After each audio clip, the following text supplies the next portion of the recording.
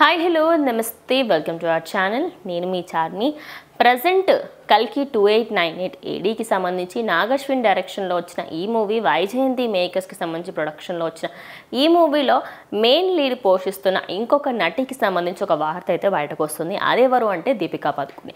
దీపికా పదుకునే అటు బాలీవుడ్లోనే కాకుండా టాలీవుడ్లో కూడా ఈ సినిమా చేయడం జరిగింది. ఈ సినిమాతోని మంచి క్రేజ్ సంపాదించబోతుంది అనేది చెప్పుకోవచ్చు.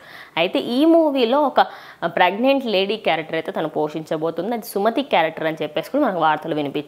అయితే ఈ క్యారెక్టర్ మూవీ మొత్తంలో ఒక టర్నింగ్ పాయింట్ లాగానే ఉండబోతుంది. అయితే ఈ టర్నింగ్ పాయింట్ ఇంత కీలకమైన పాత్ర పోషిస్తున్నప్పుడు తన రెమ్యూనరేషన్ కూడా దానికి తగ్గట్టుగానే ఉంటుంది కదా అని చెప్పేసి తన రెమ్యూనరేషన్ గురించి చాలామంది తెలుసుకోవాలని ఆసక్తిగా ఉన్నారు.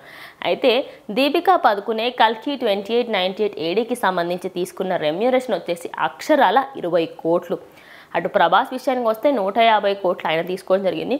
అండ్ 20 కోట్లు ఇటు దీపికా పదుకునే తీసుకోవడం జరిగింది.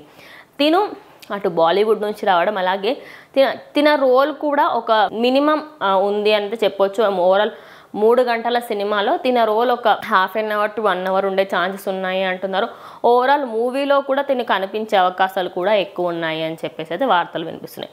సో మొత్తంగా చూసుకుంటే ఇటు కల్కి 2898 ఏడీలో ఇటు దీపికా పదుకునే ఓవరాల్ తన మూవీ మొత్తానికి 2 పార్ట్స్కి తీసుకున్న మొత్తం రెమ్యూనరేషన్ వచ్చేసి 20 కోట్లు.